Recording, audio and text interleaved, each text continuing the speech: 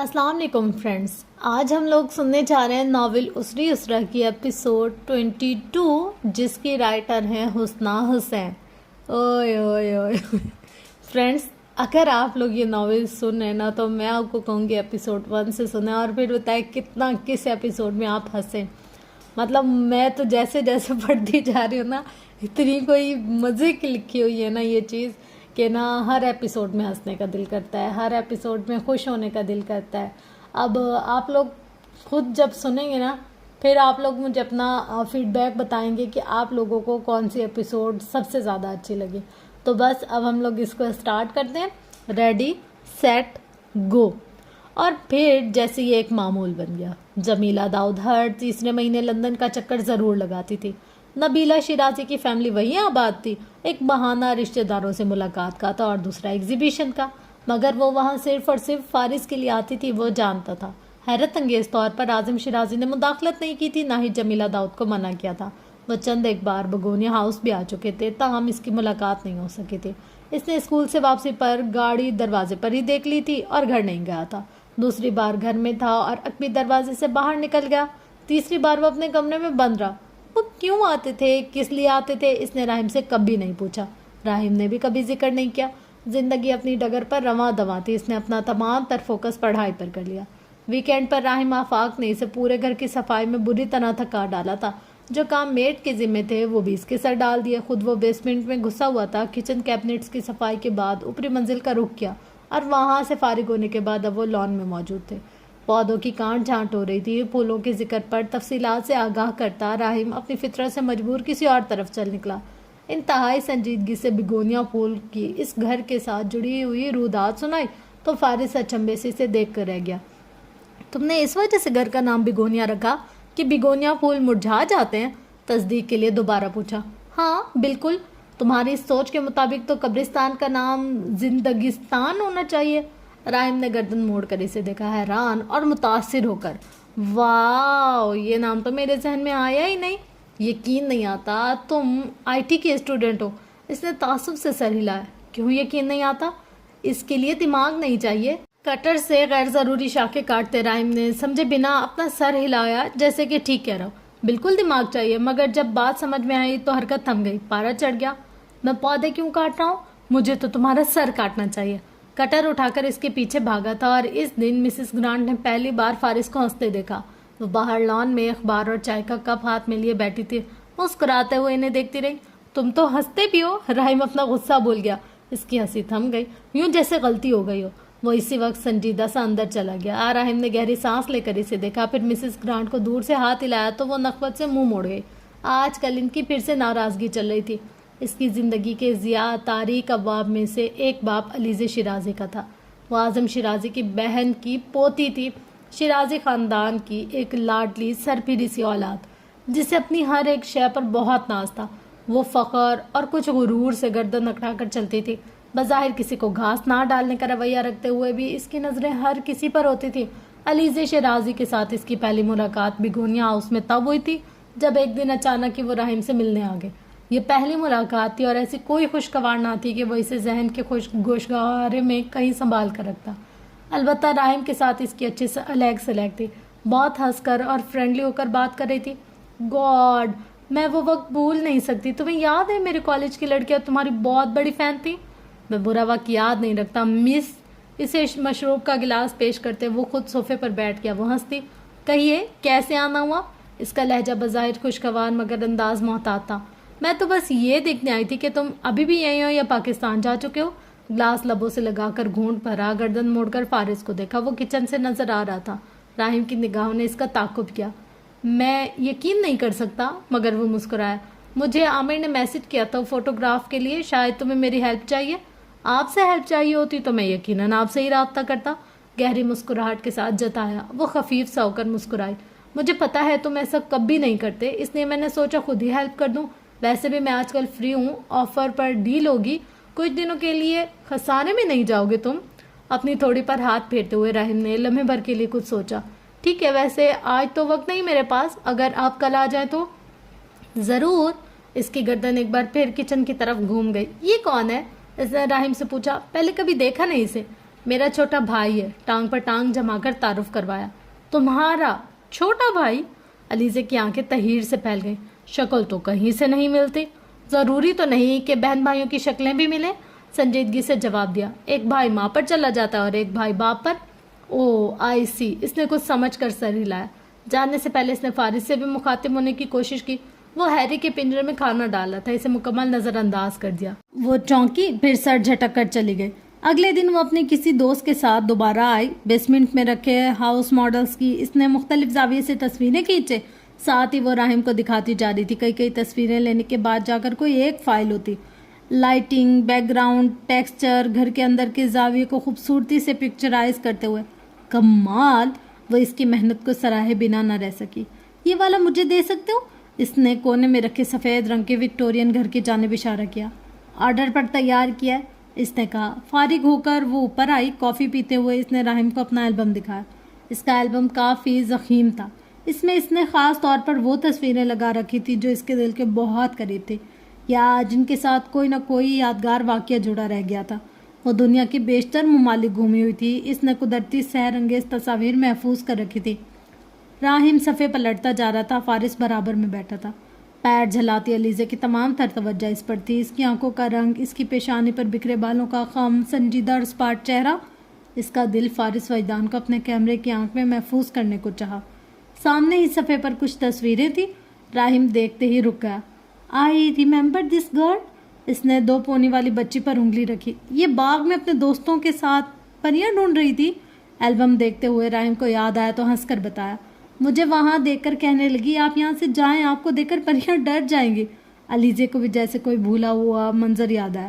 Shirazi mention میں گزارا گیا وقت اور وہ شرارتی بچے اسے گرتا دیکھ کر کتنا ہنسے تھے، منہ کے زاویے بگاڑتے۔ اس نے سر جھٹکا۔ میں نے یہ پک صرف اس لیے سنبھال کر رکھی ہے کیونکہ ویوز زیادہ پیارا آ رہا ہے۔ البم میں جنت کی تصویر پر نظر ڈال کر ہٹاتا فارس وجدان کرسی کی پشت سے کمر ٹکاتا سیدھا ہو بیٹھا۔ وہ خاموش تھا، وہ ان کی گفتگو میں کسی طور حصہ نہیں لے رہا تھا۔ تمہارا بھائی کتنا عجیب ہے، کوئی بات ہی نہیں کرتا؟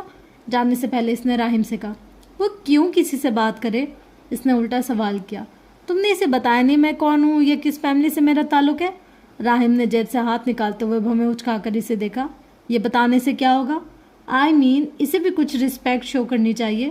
راہم کی بھویں بے اختیار سکڑ گئی تھی۔ بالواسطہ طور پر وہ یہ کہنا چاہ رہی تھی کہ اسے آگے پیچھے پھرنا چاہیے، اس سے بات کرنی چاہیے، اسے سر آنکھوں پر بٹھانا چاہیے۔ آخر وہ اتنے امیر خاندان کی لڑکی ہے، ایسے کیسے نظر انداز کیا جا سکتا ہے اسے؟ مس علیزے، وہ مصنوعی مسکراہٹ کے ساتھ آگے کو جھکا۔ شاید آپ بھول رہی ہیں کہ میں آپ کا گارڈ تھا، میرا بھائی نہیں۔ وہ بھی مسکرائی۔ جانتی ہوں۔ وہ بیگ کاندھے پر ڈالتی چلی گئی۔ اس کی آنکھوں کے تاثر نے راہم کو عجیب مخمصے میں ڈال دیا۔ بہت چالاک لڑکی، یہ اس سے بچ کر رہنا۔ اندر جا کر اس نے فارس سے کہا۔ پہلے تم تو بچ کر دکھاؤ۔ دو بدو جواب دینے پر راہم رک کر مڑا۔ کیا کہا؟ جب اس کا دل کرتا ہے آ جاتی ہے۔ وہ ہنس دیا۔ کام کرتی ہے آ کر؟ چند دن چھوڑ کر وہ دوبارہ آئی اور اس کے بعد بھی۔ پھر اس نے معمول بنا لیا۔ فوٹوگراف کا کام ختم ہو گیا مگر اس نے آنا بند نہیں کیا۔ تم اسے منع نہیں کر سکتے؟ کسے؟ راہم نے سر اٹھا کر اسے دیکھا۔ علیزے شیرازی کو۔ اس دن وہ غصے میں تھا، غالباً وہ راہم کی غیر موجودگی میں آئی تھی۔ کیا ہوا؟ پہلے اس نے تمہارا پوچھا، میں نے بتایا تم گھر پر نہیں ہو، میں لان میں گھاس کاٹ رہا تھا۔ Okay, she try to take my pictures and then? راہم اپنی جگہ سے اٹھ کھڑا ہوا۔ اس کے لیے یہ کوئی بڑی بات نہ تھی، ہماری لڑائی ہو گئی۔ واٹ؟ راہم کا منہ کھلا۔ اس نے میری اجازت کے بغیر میری تصویریں لی، میں نے اس سے کیمرہ مانگا ڈیلیٹ کرنے کے لیے، اس نے نہیں دیا۔ وہ مجھے زج کر رہی تھی، پتہ نہیں کیا فنی تھا، ہنس بھی رہی تھی۔ وہ بول رہا تھا تو ابھی بھی اس کی آنکھوں سے، لہجے سے، تاثرات سے غصہ جھلک رہا تھا۔ اور پھر میں نے اس کا کیمرہ توڑ دیا۔ راہم نے بے اختیار ہاتھ اٹھا کر اپنا سر پکڑا۔ صرف اس لیے کہ اس نے تصویریں لیں، تم نے اس کا کیمرہ توڑ دیا؟ اسے اجازت کس نے دی کہ وہ میری اجازت کے بغیر میری تصویر لے؟ وہ بھی پھٹ پڑا۔ اوہ گاڈ فارس، تم جانتے بھی ہو اس کی کیمرے کی کتنی قیمت ہوگی؟ راہم کے ہوش اڑے ہوئے تھے۔ کیمرہ قیمتی ہے تو کیا اس کو اجازت ہے وہ بغیر پوچھے دوسروں کی تصویریں لے؟ وہ بے بسی سے اسے دیکھ کر رہ گیا۔ یار فارس، وہ یہاں کیوں آتی ہے؟ تم اسے منع کیوں نہیں کرتے؟ اسے راہم پر غصہ آیا تھا۔ اعظم شیرازی کی رشتہ دار ہے، اچھی طرح سے جانتی ہے یہ گھر ان کا ہے، سو مجھے مناسب نہیں لگتا کہ میں اس طرح سے اسے منع کروں۔ फारिस की मुठ्ठियां सख्ती से भींच गई। सो वॉट, घर इनका है तो इसे पास मिल गया आने जाने का, देख नहीं रहे यहाँ हम रहते हैं और तुमने तो कहा था कि किराया देते हो। राहिम कुछ हैरत से इसे देख रहा था। इसे एहसास हुआ पहली बार ही कि वो इस तरह खुलकर बहस कर रहा है, जवाब पर जवाब दे रहा है, एतराज़ उठा रहा है। ओके फाइन, मैं बात करूँगा, नहीं आएगी यहाँ। किससे बात करोगे? हैदर से, ऑफ कोर्स। फारिस वजदान का पारा एक बार फिर चढ़ा। हैदर से पूछे बगैर तुमसे कोई काम नहीं होता? सर में हाथ फेरता वो बड़ी मासूमियत से सोफे पर बैठ गया, गर्दन नफे में हिलाकर। नहीं, बिल्कुल नहीं। फारिस बड़बड़ाता हुआ ऊपर चला गया। जाने राहिम ने किससे बात की थी या फिर अलीज़े शिराजी को इसके रवैये का गुस्सा था कि वो अगले 2 हफ्तों तक नहीं आई। तीसरे हफ्ते वो दोपहर में एक बार फिर दरवाजे पर खड़ी थी और इस पर नज़र पड़ते ही फारिस का गुस्सा फिर से ऊद आया था। ताहम वो हैंडल पर गिरफ्त जमाए तहम्मुल से खड़ा रहा। इसके हाथ में फूलों का बुके था, चॉकलेट का डब्बा भी। बाहर हल्की हल्की सी बूंदा बांदी हो रही थी। राहिम घर पर है? नहीं कहकर दरवाज़ा बंद करना चाहा। अलीज़े शिराजी को एकदम से हतक का एहसास हुआ था, मगर जब्त करते ज़बरदस्ती मुस्कुराए। मुझे इसने बुलाया है कहकर जताया कि वो इसे इस तरह यहाँ से जाने नहीं दे सकता। फारिस ने लब भींच कर गहरी सांस ली, फिर दरवाज़ा खोलकर इसे आने दिया। मेड किचन में खाना बना रही थी, वो सामने ही सोफे पर बैठ गई। इसने पर्स भी रख दिया, बुके भी। कब तक आ जाएगा? इसने टाइम दिया है तो बताया भी होगा। डाइनिंग टेबल पर प्लेटें रखते इसने सर्द लहजे में पूछा। वो बगौर इसे देखती रही, चुप रही, फिर उठकर इसके पास आई। मैं जानती हूँ तुम मुझसे सख्त नाराज़ हो। मैं राहिम को फ़ोन करता हूँ। इसे बात मुकम्मल करने का मौका दिए बगैर वो सीढ़ियाँ चढ़ता ऊपर चला गया। अलीज़े का चेहरा गुस्से से सुर्ख पड़ा। गुरूर किस बात का था इस लड़के को? इसका रवैया इस तरह से नज़रअंदाज करना इसे सख्त नागवार गुजर रहा था। मेड खाने का इंतज़ाम मुकम्मल करने के बाद चली गई तो कलाई मोड़कर वक्त देखते इसने एक बार फिर सर उठाकर फारिस को देखा। वो फ्रीज़र खोले खड़ा था। तुम लंदन बिजनेस स्कूल में पढ़ रहे हो? सामने मेज़ पर कुछ पम्फलेट्स और इसकी किताबें रखी थी, स्टूडेंट आईडी भी। इसके आने से कबल वो यहीं बैठकर अपना काम कर रहा था। ग्लास में पानी डालते इसकी हरकत थमी। सुनी अनसुनी किए वो कैबिनेट खोलकर कुछ तलाश करता, खुद को मसरूफ जाहिर करता रहा। अमूमन राहिम अब तक आ जाता था, जाने क्यों ताखिर हो रही थी। फ़ोन भी नहीं उठा रहा था। इसने कुछ मैसेजेस किए तो इनका जवाब भी अभी तक नहीं आया था। वो काउंटर टेबल के इस बार खड़ी खुद से मुखातिब हो रही थी। अपने ख़ानदान और अपने बाप का कारोबार का हवाला देती, इस पर जैसे अपनी धाक बिठाने की कोशिश कर रही थी। वह इसकी जानिब पुश किए किचन में सलाद काट रहा था। आज़म शिराजी की तरह इसे भी अपनी हैसियत पर बहुत नाज था, फ़ख्र था, गुरूर था। अलीज़े को खुश फहमी थी ऐसी बातें करके वो इसकी तवज्जो हासिल करने में कामयाब हो जाएगी। इस दौरान मैसेज मौसूल हुआ तो इसने मोबाइल उठाकर देखा। अलीज़े आई है? क्यों, किस लिए? राहिम का हैरत भरा जवाब आया। वो अपनी जगह लम्हे भर के लिए रुका, फिर मैसेज लिखा। कह रही है तुमने बुलाया? मैंने नहीं बुलाया। राहिम का जवाब पढ़ते इसके लब सख्ती से भींच गए। इसने मोबाइल रख दिया, छुरी भी। मेरे ख्याल से अब आपको चले जाना चाहिए, मुड़कर कहा। लहजा खुरदुरा था, आंखों में सख्ती उतरी हुई थी। और अगर ना जाना चाहूँ तो? लहजे में नरमी और आंखों में मोहब्बत से मुकर पूछा। फिर मुझे आपको इस घर से निकालना पड़ेगा। वो हंस पड़ी। मेरे अपने घर से? फारिस जब्त किए किचन से बाहर आ गया। वो इसके सामने आन खड़ी हुई। इस दिन तुमने मेरी इंसल्ट की, मेरा कैमरा भी तोड़ दिया। अगर तुमसे मोहब्बत ना करती तो बहुत बुरा बदला लेती। वो लम्हा भर के लिए सख्ते में आया था। इसने बात ही ऐसी कर दी थी। जाइए यहाँ से। इसने तहम्मुल से दरवाजे की तरफ इशारा कर दिया। तुम्हारा चेहरा हर वक्त मेरी आंखों में ठहरा रहता है। इतना चाहने लगी हूँ कि तुम्हारे लिए कुछ भी कर सकती हूँ, मगर तुम हो के? यह आपकी भूल है कि मैं इस ड्रामे को हकीकत समझ लूँगा। प्लीज़ आप जाइए यहाँ से। इसकी आवाज़ पहले से ज़्यादा बुलंद और ज़्यादा पथरीली हुई थी। अलीज़े लम्हे भर के लिए थमी। ड्रामा? मेरी मोहब्बत का मजाक उड़ा रहे हो? आसमा कर देख लो, मैं तो तुम्हारे लिए अपने ख़ानदान से भी टक्कर ले सकती हूँ। मुझे तुम में और तुम्हारे ख़ानदान में कोई दिलचस्पी नहीं। वो आपसे तुम पर आ गया था। इसका चेहरा सुर्ख हो चुका था। फारिस, इसने करीब आना चाहा। Don't you dare. हाथ उठाकर इसे रोक दिया। इसकी आंखों से नफरत के शरारे फूट रहे थे। अलीज़े को अपना आप झुलसता हुआ महसूस हो रहा था। बगोनिया हाउस में तुम राहिम की वजह से आती हो, इस हद तक महदूद रहो। I have nothing to you. गुस्से से कहकर जाने के लिए मुड़ा। अगर वो घर से नहीं निकल रही थी तो वो खुद ही जाने का तैयार कर चुका था। फारिस प्लीज़ मेरी बात तो सुनो। इसने आगे बढ़कर रास्ता रोकते इसका बाजू फिर शर्ट से दबोचा। फारिस वजदान का दिमाग घूम गया था। दूसरे ही पल वो अपना आप छुड़ाता इसे बाजू से पकड़कर खींचते हुए दरवाजे तक लाया। वो इसी सरहद से दरवाज़ा खोलकर बाहर धकेल रहा था।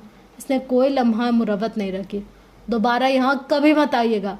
दरवाज़ा इसके मुंह पर बंद कर दिया। अलीज़े इसकी इस हरकत पर सदमे से गुम खड़ी रही थी। وہ خاموش اور ریزرو سا رہنے والا لڑکا اس قدر اشتعال میں آ گیا تھا جیسے سب بھسم کر دے گا۔ وہ اس کی محبت کا جواب اپنی نفرت کے تماچے سے دے رہا تھا۔ علیزِ شیرازی کا چہرہ غصے اور توہین سے سیاہ پڑ گیا۔ وہ ایک اونچے بڑے خاندان کی لڑکی اس کی اپنی ہی نظروں میں تماشا بن گیا تھا۔ فارس کی یہ جرأت، اس کا وجود شعلوں کی لپیٹ میں آ گیا۔ اسے غرور کس بات کا تھا آخر؟ کس ظام میں تھا وہ لڑکا؟ اس نے سمجھا کیا تھا اسے؟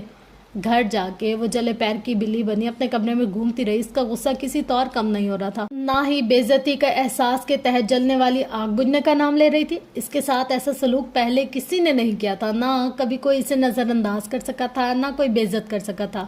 اس نے خود کو فارس وجدان کے سامنے جھکا دیا تھا، اپنی عزت مٹی کر دی تھی۔ کسی طور اپنا یہ غصہ کم ہی نہیں ہو رہا تھا۔ میں تم سے اس بے عزتی کا بدلہ لوں گی کہ تم ساری عمر یاد رکھو گے۔ اس نے انتقام کی آگ میں جلتے ہوئے فیصلہ کیا۔ علیزی کہاں ہے؟ راہم گھر پہنچا تو پہلا سوال یہی کیا۔ جا چکی ہے۔ وہ اپنے کمرے میں رائٹنگ ٹیبل پر بیٹھا تھا، سر آگے کو جھکا ہوا تھا، نوٹ بک پر تیزی سے قلم حرکت کر رہا تھا۔ کس لیے آئی تھی؟ کچھ بتایا اس نے نفی میں سر ہلا دیا۔ راہم اس کی خاموشی سے الجھن کا شکار ہوتا کچھ دیر تک وہاں کھڑا رہا۔ اسے علم تھا وہ علیزِ شیرازی کی آمد سے کچھ زیادہ خوش نہیں ہوا تھا۔ وہ اسے پہلے بھی منع کر چکا تھا، وہ پچھلے 2 ہفتوں سے نہیں آئی تھی، وہ بھی اس بات کو تقریباً بھول ہی گیا تھا۔ نیچے جا کر گھر کا جائزہ لیا تو پھول ڈسٹ بن میں گرے ہوئے ملے۔ وہ کچھ دیر کھڑا رہا۔ اس نے اپنی پیشانی مسلی دوبارہ اس کے کمرے میں آ گیا۔ کیا بات ہے؟ کوئی مسئلہ ہے کیا؟ نہیں، علیزِ شیرازی اس کے خاندان کی لڑکی تھی، رشتے میں کزن۔ وہ اس واقعے کا کسی طور بھی اس کے سامنے ذکر نہیں کرنا چاہتا تھا۔ جو آگ اس کے اندر جل رہی تھی اسے خود تک ہی محدود رکھنا چاہتا تھا۔ شیرازی خاندان سے اس کی نفرت علیزِ شیرازی کی اس حرکت کے بعد مزید بڑھ چکی تھی، مگر وہ خود کو ضبط کیے بے پرواہ سا نظر آنے کی کوشش کر رہا تھا۔ راہم اسے دیکھ رہا تھا، اس کے تاثرات سمجھنے کی کوشش کر رہا تھا۔ اس نے علیزے کو کال کی تو اس کا موبائل بند ملا۔ جانے کیا بات تھی، اسے کچھ ٹھیک نہیں لگ رہا تھا۔ اس دن کے بعد سے علیزِ شیرازی دوبارہ بیگونیا ہاؤس نہیں آئی تھی، نہ ہی اس نے راہم آفاق سے رابطہ کرنے کی کوشش کی تھی۔ علیزے 1 ماہ کی چھٹیوں پر امریکہ چلی گئی تھی۔ حالانکہ نبیلہ شیرازی چاہتی تھی وہ ان کے ساتھ پاکستان جائے، مگر اس نے ان کی بات نہیں مانی۔ اپنے بدلے اور انتقام کے لیے اس کا امریکہ جانا ضروری تھا۔ وہ اچھی طرح سے جانتی تھی اعظم شیرازی اور نبیلہ شیرازی کے درمیان اس کے اور حماد کے رشتے کی بات چل رہی ہے۔ معاملات تقریباً طے تھے۔ دسمبر تک باقاعدہ منگنی ہونی تھی۔ سب کچھ جانتے بوجھتے ہوئے بھی اس نے اپنی بے عزتی کا بدلہ لینے کے لیے ایک رسک لینے کا فیصلہ کر لیا۔ وہ شروع سے ہی ایسی تھی، نڈر اور بے باک۔ جہاں جذبات اور عزت کی بات ہوتی وہاں کسی طور وہ سمجھوتا نہیں کرتی تھی۔ معاف کرنا تو جیسے اس نے سیکھا ہی نہیں تھا۔ سزا یا انتقام سے آگے اس کی سوچ اور کہیں نہیں جاتی تھی۔ وہ امریکہ میں پورا 1 ماہ رہی اور اس دوران وہ خود کو بجھا سا اور بہت دکھی پوز کرتی رہی۔ حماد اس کے لیے بہت حساس تھا۔ وہ اس سے روز ہی باہر لے جاتا تھا تاکہ اس کا موڈ فریش ہو۔ جمیلہ داؤد بھی اس کی بہت فکر کرتی تھی۔ اعظم شیرازی کی تو وہ ویسے ہی بہت لاڈلی تھی۔ جانے سے 2 روز پہلے اس نے اعظم شیرازی سے بات کرنے کا فیصلہ کر لیا۔ اس دن جمیلہ داؤد اور ہارون شیرازی کسی دعوت پر گئے تھے۔ حماد بھی گھر پر نہیں تھا۔ یہ اچھا موقع تھا، وہ اطمینان سے ان سے یہ سب بات کہہ سکتی تھی۔ اس وقت وہ اپنے آفس روم میں بیٹھے کچھ فائلیں دیکھ رہے تھے جب وہ دستک دے کر ان کے کمرے میں آئی۔ کچھ دیر تک ان کے سامنے بیٹھ کر خود پر ایک دکھ اور کرب کی سی کیفیت طاری کیے رہی، یوں ظاہر کرتی رہی جیسے اسے ان سے بات کرنے میں دشواری ہو رہی ہو۔ پھر اس نے یوں ظاہر کیا جیسے ان کے ہمت دلانے پر اس سے کچھ حوصلہ آ گیا ہو۔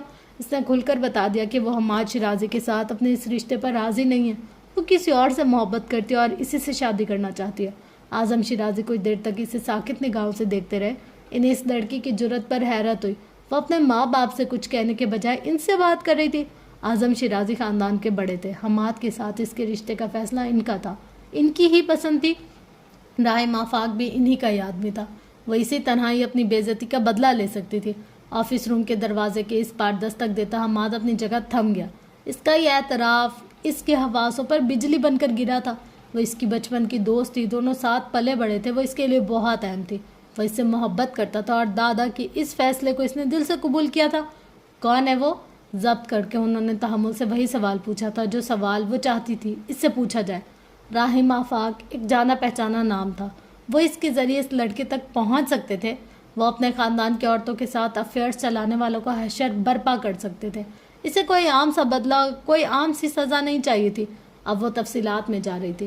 گزشتہ 1 سال سے وہ راہم کے بھائی فارس وجدان کے ساتھ رابطے میں تھی۔ وہ اس سے محبت کرتا تھا، اس سے شادی بھی کرنا چاہتا تھا۔ علیزِ شیرازی اس اجازت کے لیے آئی تھی۔ میری خوشی اور رضا بھی اسی میں ہی ہے۔ मैं इसके साथ ही शादी करना चाहती हूँ। आजम शिराजी शदीद सदमे में बैठे थे। दरवाजे के इस पार हमाद भी पत्थर हुआ खड़ा था। तुम्हें अंदाज़ा भी है तुम क्या कह रही हो? वो गुस्से के आलम में महज इतना ही कह सके। मैं जानती हूँ आपका फैसला हम सब के लिए मुकद्दम है, मुझे आपकी इज्जत का भी एहतराम है, पर बाबा ये मेरे दिल का मामला है। हम दोनों एक दूसरे से मोहब्बत करते हैं, शादी करना चाहते हैं। मैं इससे बहुत मोहब्बत करने लगी और इसके बगैर जीने का तसव्वुर भी नहीं कर सकती। अगर आप एक बार इससे मिल लें। अगर अलीज़े, उन्होंने एकदम से हाथ उठाकर इसे मजीद कुछ भी कहने से रोक दिया। शायद वो लड़की होश में नहीं थी, इसे पता नहीं था वो क्या कह रही थी। उन्हें इसकी ये कोई शरारत, कोई मजाक लगा था। वो ऐसी थी, इतना तो वो इसे जानते थे, मगर जिस तरह रो रो कर वो इनसे अपनी मोहब्बत की भीख मांग रही थी, वक्त जैसे थम सा गया। फारिस वजदान, हाल ही में वो लड़का 18 बरस का हुआ था और इसने अभी से ये खेल खेलना शुरू कर दिया। उनका चेहरा सुर्ख हुआ और पेशानी की रगें उभर आई। इनकी आंखों में गजब का समंदर ठाटे मार रहा था। अलीज़े का ख्याल था शायद वो इस लड़की से मुतालिक इससे मज़ीद सवाल पूछेंगे, मगर वो कुछ भी पूछ नहीं रहे थे। जब्त करते हुए उन्होंने दरवाजे की तरफ इशारा किया। वो चाहते थे अलीज़े वहाँ से उठ जाए। आज तो जो तुमने कह दिया सो कह दिया, आइंदा ऐसी कोई भी बात करने की जुर्रत मत करना। मैं समझूंगा तुमने मुझसे ऐसी कोई बात नहीं की। दिसंबर में तुम्हारी और हमाद की मंगनी है, उन्होंने हतमी लहजे में कह दिया। इनकी नज़रों से बचकर इसने एक जांचती हुई निगाह इन पर डाली, अंदाज़ा लगाने के लिए एक कोशिश कि वो फारिस नामी इस लड़की के साथ क्या कर सकते थे। फिर इसी मासूमियत और दुख भरे तासुरात के साथ आंसू साफ करती उठकर चली गई। हमाद अपने कमरे में बंद हो गया। फारिस वजदान, इसका दिमाग जैसे फटने को था। इसके अंदर बाहर आग से जल उठी। जिस लड़की से वो मोहब्बत करता था, जिसे अपना साथी बनाना चाहता था, इसी कज़न के साथ फारिस वजदान ने अफेयर चला दिया। आज वही अलीज़े इसके दादा के सामने बिला खौफ व खतरा इसी मोहब्बत के लिए रो रही थी। फारिस वजदान तो पाकिस्तान में था, लंदन में क्या कर रहा था? इसके दादा ने अभी तक इसे अपनी कफालत में रखा हुआ था। वो क्या रहा था आखिर? इसके अंदर का गुस्सा था कि किसी तौर कमी नहीं हो रहा था। हैदर ने इसे फ़ोन किया था। आज़म शिराजी लंदन आए हुए थे और कुछ ही देर में बेगोनिया हाउस पहुंचने वाले थे। इस तरह अचानक? खैरियत है? लॉलीपॉप मुंह में डाले अरहम दीवार पर पेंट कर रहा था। इसने हैरान होकर पूछा।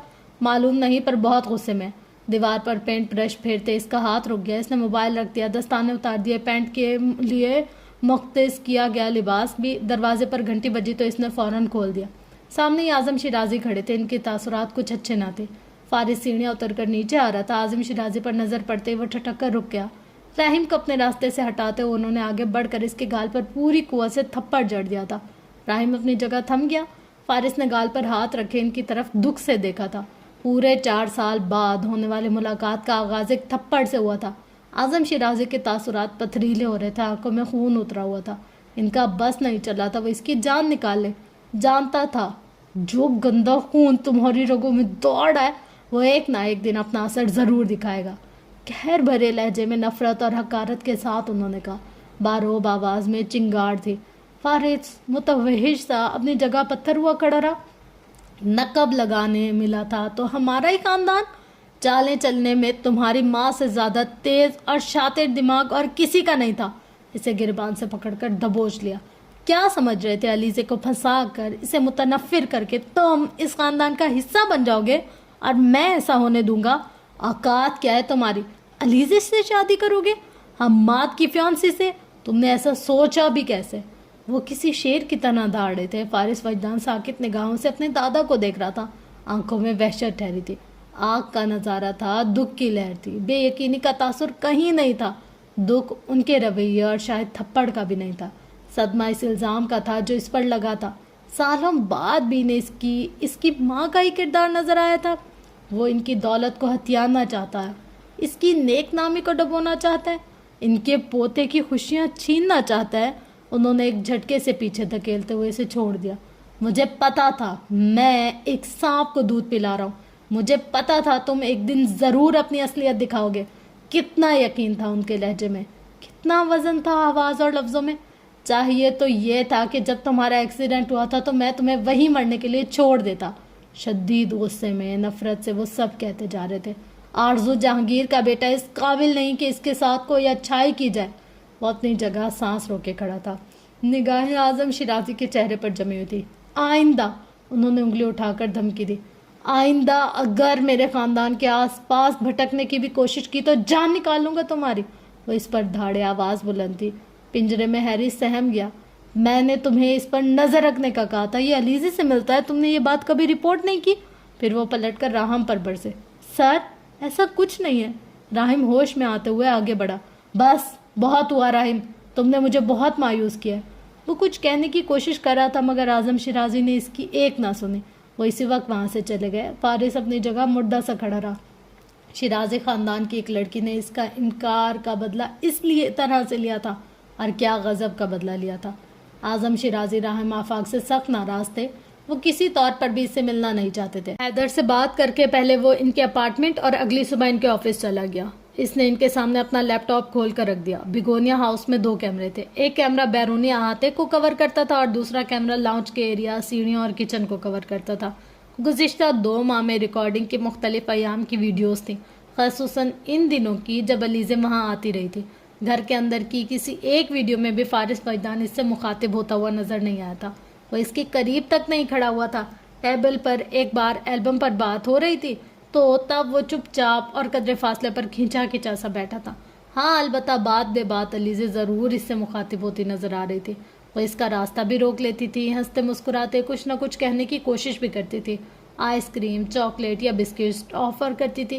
ہر بار وہ بس ایک نظر اس پر ڈالتا وہاں سے اٹھ جاتا تھا, اس کے راستے سے ہٹ جاتا تھا. بیرونی احاطے میں محض چند ایک بار ہی دونوں کا سامنا ہوا ہوگا, اور فارس کا رویہ ہر جگہ ایک سا تھا, سرد, محتاط, نظر انداز کرتا ہوا.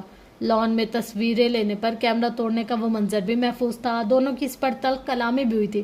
اعظم شیرازی لب بھیجے خاموشی سے اسکرین پر دیکھتے جا رہے تھے. ایک ویڈیو ختم ہوتی تو دوسری چلنے لگتی, دوسری ختم ہوتی تو پھر تیسری, اور سب سے آخری ویڈیو 1 ماہ پہلے کی تھی. اس رات جو ہوا تھا وہ ان کے سامنے تھا. علیزے جس سے محبت اور شادی کا دعویٰ کر رہی تھی, اس نے بہت نفرت سے دھتکار کر اسے گھر سے باہر نکالا تھا. کچھ بھی کرنے سے پہلے اگر آپ مجھ سے بات کر لیتے تو میں آپ کو سب بتا دیتا, بلکہ ویڈیوز بھی دکھا دیتا. راہم بہت ضبط سے کہہ رہا تھا. فارس یونیورسٹی سے سیدھا گھر آتا ہے. آج تک اس کے حوالے سے مجھے کبھی بھی کہیں سے شکایت نہیں ملی. کیسی نیچر اور کریکٹر کا ہے مجھ سے بہتر اور کوئی نہیں جان سکتا. آپ ہمارے پڑوس میں کسی سے بھی پوچھ سکتے ہیں. میں حیدر کو ہر رپورٹ دیتا ہوں. جب علیزے اس کے لیے کبھی بیگونیا آئی ہی نہیں تو میں یہ بات کیسے مینشن کر سکتا تھا. علیزے فوٹوگرافز کے لیے آتی تھی. فارس کا اس نے نہ کوئی دخل دیا اور نہ ہی وہ کبھی اس کے ساتھ فری ہوا. سانس لینے کو اس نے ایک لمحے کا توقف کیا. اس کا کام ختم ہو گیا تھا. وہ پھر بھی آتی رہی. پھر میں نے اسے خود ہی منع کر دیا. وہ اس پر بہت غصہ ہوئی کہ میری یہ جرت کیسے کہ میں اسے اس گھر میں آنے سے منع کروں جو آپ کا ہے. کیا میں اندھا ہوں؟ کیا میں علیزے کے کسی بھی عمل سے یہ نہیں سمجھ سکتا تھا کہ وہ کس طرح کی پہل کر رہی ہے؟ اس کے تاثرات سے لگ رہا تھا اسے اعظم شیرازی کے رد عمل سے شدید اختلاف تھا. اس پوری سچویشن پر غصہ تھا. وہ بہت ضبط اور تحمل سے بات کر رہا تھا مگر اس کی آنکھیں.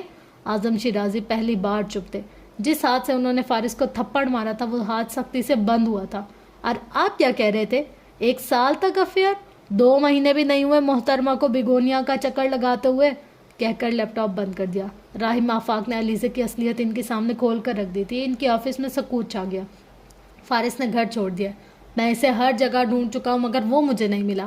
اس کے کلاس فیلوز بھی اس کے بارے میں نہیں جانتے. اس نے رک کر پیشانی مسلی, بالوں میں ہاتھ پھیرا. آپ نے یہ ذمہ داری مجھ پر ڈالی تھی. آپ کو پہلے مجھ سے بات کرنی چاہیے تھی. آپ کو علیزے کے بارے میں مجھ سے سوال کرنا چاہیے تھا. وہ کہہ کر چلا گیا. اعظم شیرازی اپنی جگہ بیٹھے رہ گئے. جتنا ضبط اور جس قدر ان کے اندر برداشت تھی اس کی حد ختم ہو گئی تھی. اعصاب شل اور حواس مفلوج ہو گئے تھے. غصے اور انتقام کی آگ میں جلتے اس نے سب تہس نہس کرنے کا ارادہ کر لیا. جس تباہی کو وہ صرف اپنی سوچ تک محدود رکھتا تھا, اس تباہی کو حقیقت میں لانے کا فیصلہ کر لیا. اعظم شیرازی کو آرزو سے خطرہ تھا. وہ اسے اس کی پہنچ سے دور رکھے ہوئے تھے. اس نے سوچ لیا وہ ان سے مل کر رہے گا ہر صورت ہر حال میں. ایک ضد سی ہو گئی تھی کہ اب اسے ہر وہ کام کرنا ہے جس سے روکا گیا, ہر وہ حد کراس کرنی ہے جس کا پابند کیا گیا. شام 6 بجے کی ٹرین پکڑ کر وہ انڈین برگ روانہ ہو گیا. اس کے پاس ایک مکمل ایڈریس تھا, چیریٹی فیشن ویک کا شیڈول بھی, جس میں آرزو جہانگیر اگلے ہفتے شرکت کرنے والی تھی.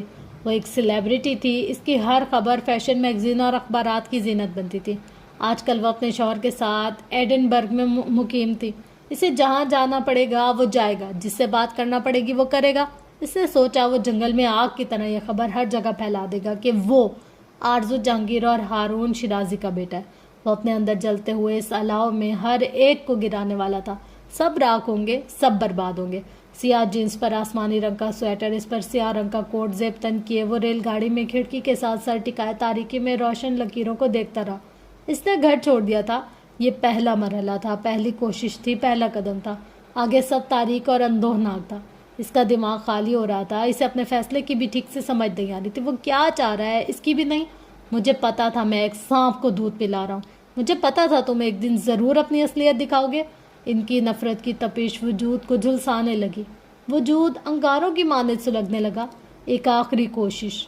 वहशतनाक ख्यालात के हुजूम में बेबस होते इसने अपना सर थाम लिया। इसने सुबह से कुछ नहीं खाया था। भूख का एहसास फिर भी नहीं हो रहा था। उजलत में घर छोड़ा था, पैसे वो साथ लाया नहीं था। जाने का किराया था, वापसी के लिए कोई रकम ना थी। शायद इसे आना भी ना पड़े। इसने सोचा और सोचकर आंखें बंद कर ली। लम्हों को गिनते, सानियों में उलझते, कभी खिड़की से बाहर और कभी अंदर देखते इसने सारी रात आंखों में गुजार दी। शाम 12 बजे वो एडनबर्ग पहुंच गया। वहां से मतलूबा एड्रेस तक इसे पैदल चलकर जाना पड़ा। वो फ़ोन पर अपने यूनिफेलो से मुसलसल राब्ते में था, जिसने अपने कज़न की मदद से इसे तमाम तर मालूमात पहुंचाई थी। मुझे नहीं लगता वो तुम्हें अंदर जाने देंगे, बहुत सख्त सिक्योरिटी होगी, प्रेस को भी जाने की इजाज़त नहीं होती। इसे आखिरी मैसेज मौसूल हुआ, जिसे पढ़कर इसने मोबाइल जेब में डाल लिया। रात की तारीकी में आरजू जहांगीर का शीशों से बना आलीशान घर रोशनियों में नहाया हुआ नजर आ रहा था। लेट नाइट पार्टी चल रही थी। वो आहिनी ग्रिल से अंदर का मंजर बआसानी से देख सकता था। कई मशहूर और कारोबारी शख्सियत को मुद्दों किया गया था। मुख्तलिफ कौमियत के लोग इसे नज़र आ रहे थे और सरसब्स लॉन में कुर्सियों और मेज़ों के अतराफ में मुलाजिम ट्रे उठाए मशरूबात पेश करते हुए घूम रहे थे। दूर कहीं पियानो बज रहा था। बहुत से लोग अभी भी आ रहे थे। इनके लिए दरवाजे खोलकर इन्हें अंदर जाने दिया जा रहा था। वह जहाँ था वहीं खड़ा था। बैरूनी गेट तक जाने की, अपना तारुफ करवाने और आरजू जहांगीर का नाम लेने की इसमें हिम्मत नहीं थी। इसे एकदम से एहसास हुआ किसी और से पहले इसने खुद को मुसीबत से दो चार कर लिया था। वो सड़क के इस पार खड़ा था, हिम्मत मुजतमा करते आगे बढ़ा। एक तरफ आजम शिराजी थे, दूसरी तरफ आरजू जहांगीर थी। इसे अब इन दोनों को ही तबाह करना था। आरजू जहांगीर का शौहर फारूक हबीब गालबन वही आजम शिराजी के कारोबारी हरीफ थे। एक ऊंची पहुंच और असरो रसूख रखने वाले इंसान तक ये बात पहुंचाकर वो इनकी ज़िंदगी में बहुत चाल ला सकता था। किस कदर कोशिश से वो गेट तक पहुंच गया। इसके पास दावतनामा नहीं था। गार्ड्स किसी सूरत इसे अंदर जाने नहीं दे सकते थे। बाकी सिर्फ एक तारुफ ही बचता था। वह इस तारुफ को अपने लबों पर लाते इसका दिल कटने लगा, जब्त मिटने लगा। वो क्या कर रहा है, क्यों कर रहा है? मैं आरजू जहांगीर से मिलने आया हूँ। अपने आप से लड़ते सर उठाकर कहा। गालबन इसे इसका कोई मद्दा समझकर हटाने की सही की जाने लगी। मैं इसका बेटा हूँ, मुझे इससे बात करनी है।